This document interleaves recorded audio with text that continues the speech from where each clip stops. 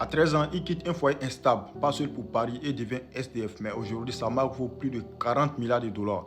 Aujourd'hui, je vais vous parler de l'histoire incroyable de Louis Vuitton. Né le 4 août 1821 dans une région rurale de France et mort le 27 février 1892. Sa mère meurt jeune et son père se remarie avec une belle-mère très sévère. À cause de ça, il s'enfuit et décide de partir seul pour Paris. Plus de 450 km à pied, environ 2 ans de marche, sans argent ni éducation.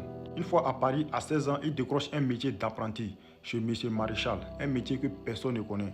Faisait des malles et emballait pour les riches. Grâce à son travail acharné et son savoir-faire, il acquiert une grande réputation auprès des élites.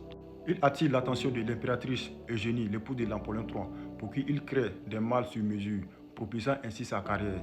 En 1854, à seulement 33 ans, il fonde son propre atelier à Paris. Alors, il révolutionne le voyage avec les malles empilables et très pratiques. Sa réputation dépasse les frontières, mais tout bascule pendant la guerre.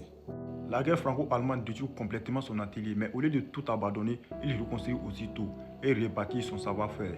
Sa résilience devient sa signature et pour éviter les contrefaçons en 1888, il crée la toile damier juste avant sa mort en 1892. La maison Louis Vuitton devient une maison reconnue partout en Europe.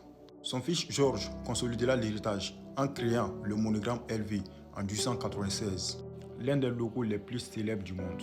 D'un sans-abri à un artisan de luxe, Louis Vuitton a bâti plus qu'une marque. Il a changé la mode à jamais. Donc si tu as aimé la vidéo, il faut t'abonner, il faut liker et partager avec tes amis.